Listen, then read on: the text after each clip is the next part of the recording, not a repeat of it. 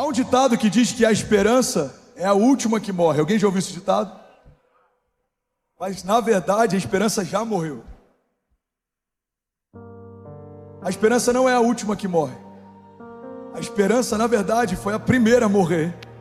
Mas a Bíblia diz que ao terceiro dia ela ressuscitou. Irmão, guarda isso, a esperança é uma pessoa.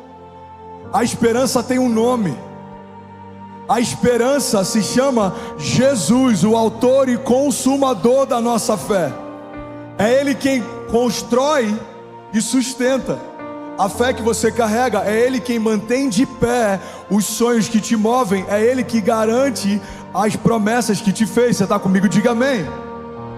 Então não se iluda, a esperança não é a última que vai morrer. Ela já morreu faz tempo. Mas ao terceiro dia ela ressuscitou. E é ela quem governa a nossa história, ou pelo menos deveria. Igreja, olha para mim. Uma igreja que carrega o evangelho de ressurreição, de renovo, redenção, restauração, milagres, não pode cultivar mais medos do que cultiva milagres. Já parou para perceber que tem pessoas que caminham com Jesus há anos e pararam de ansiar por milagres? Tem pessoas que têm esvaziado nos seus púlpitos a expectativa da igreja em relação a milagres. Tem pastores tentando diminuir o poder da palavra da fé para caber dentro das suas experiências pessoais. Mas o fato de eu nunca ter visto um cego ser curado não significa que Deus não cure cegos. O fato de eu nunca ter visto talvez um paralítico andando não significa que Deus não possa levantar paralítico. Você está comigo? Diga amém.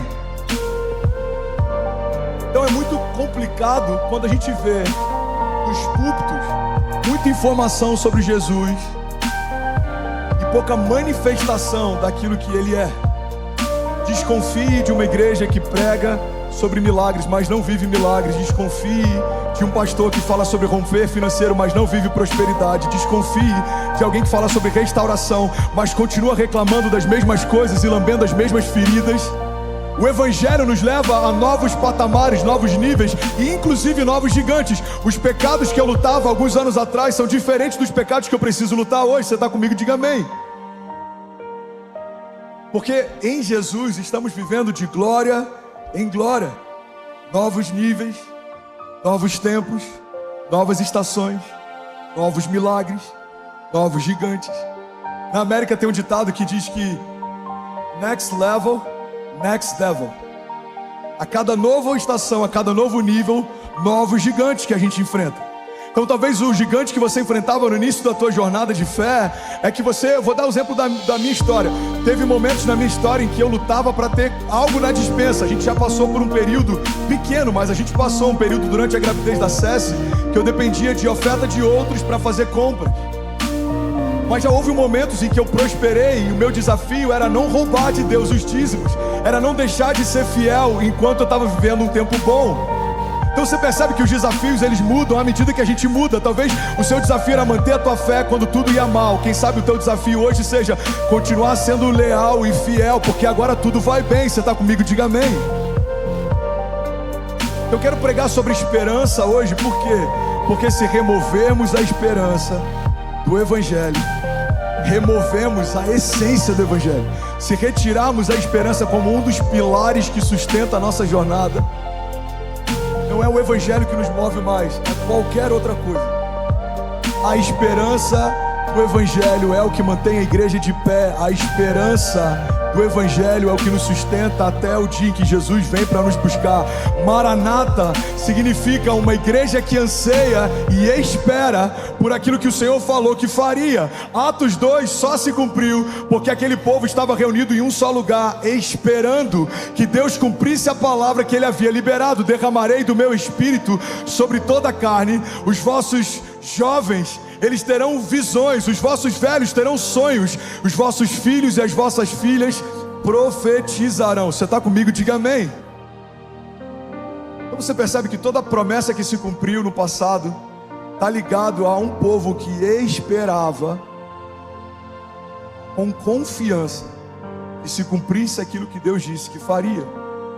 A Bíblia diz que Abraão, crendo contra a esperança, ele se firmou na promessa.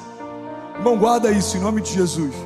As promessas que Deus nos fez são que sustenta a esperança que nos move no dia mal. Quando tudo vai mal, lembra daquilo que Deus te prometeu. Traga à tua memória aquilo que te dá esperança. Você pode levantar sua mão em nome de Jesus e declarar isso. Diga: Pai, eu trago à minha memória aquilo que me dá esperança. Diga: e eu creio que tudo vai ficar bem. Diga: isso não é otimismo, isso é fé. Isso não é positivismo, isso é coerência. Diga: eu creio que o Senhor tem o controle sobre todas as coisas. Por isso eu posso descansar na certeza de que se o Senhor é por nós, nada nem ninguém pode ir contra nós. Diga: eu creio que agindo o Senhor a meu favor, ninguém pode impedir o seu agir. Você crê nisso? Diga amém. Então, a primeira chave que eu quero compartilhar sobre esperança é que nós precisamos confessar o que cremos.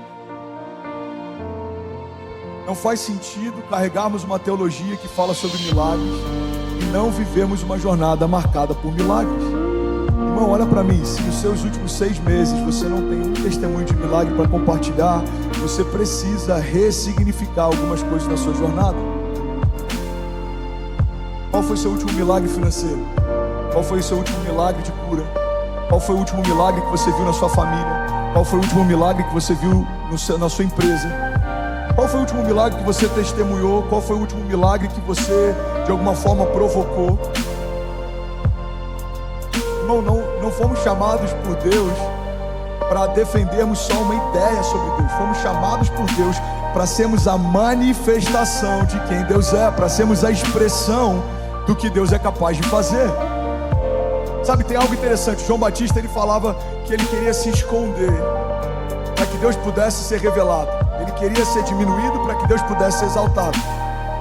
Mas a gente precisa entender que essa linguagem de João, essa forma de pensar de João Batista é a expressão de uma aliança. Mas ele marca o final de uma aliança e Jesus marca o início de outra aliança. Você está comigo? Diga amém. Então ele fala que eu cresça, que eu diminua para que ele cresça, que eu suma para que ele apareça, que eu me esconda para que ele se revele. E tem muita gente que está vivendo a sua jornada de fé tendo esse mesmo entendimento. Mas a verdade é que isso marca o final de um tempo, mas Jesus marca o início de um novo tempo.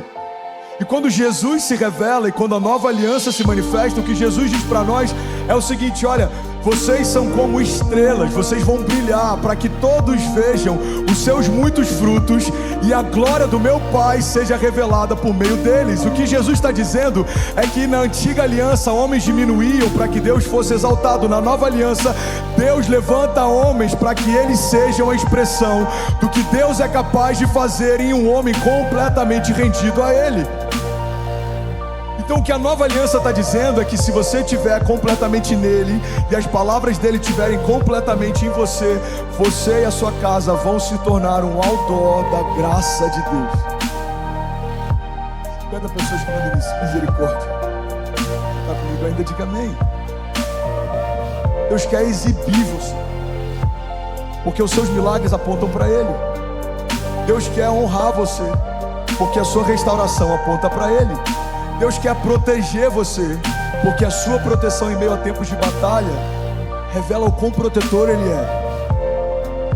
Deus quer prosperar você. A Bíblia diz que nós não pediremos emprestado, mas emprestaremos a muitos.